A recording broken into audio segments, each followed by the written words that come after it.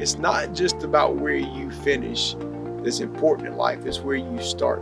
I'm here today at Wren Hurricane Park, and it's one of these fields that a lot of young kids begin their athletic careers, from t-ball to softball to flag football to tackle football. I'm standing here on the Wren Youth Association football field, and I've spent a lot of nights out here with my son Andrew as he's played rec football. And in the fall, these fields are just slam packed with kids. But the amazing thing about this field is you'll never see anybody play Super Bowl out here. You'll never see the Dallas Cowboys or the Pittsburgh Steelers or the Denver Broncos or any of those teams come here to play a football game, much less a Super Bowl. However, if it weren't for fields like this, players would never make it to the NFL. It's about where they started that's important. Same is true for us as believers. You notice Jesus didn't go out and he didn't call the preachers of the day. He went out and he found a bunch of ordinary men who had no training. They were uneducated, but he invested in them. And as we saw last week in the book of Acts, the only thing that really stood out about those men was that they had been with Jesus.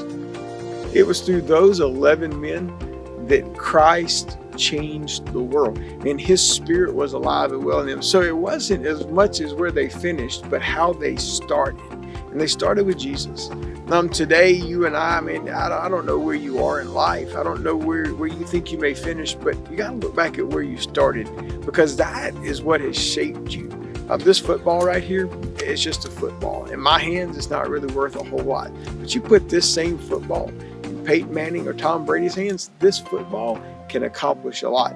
Me, by myself, I can't do a whole lot. But you put me in the hands of Jesus, and he can change the world through me, just like he did through those 11 men. And so today, no matter what life has thrown at you, I want to encourage you to focus forward and to think about where you started, what Christ has done in your life, and what he's prepared you for, and know that he's got a purpose that is far greater than probably what you're seeking to fulfill.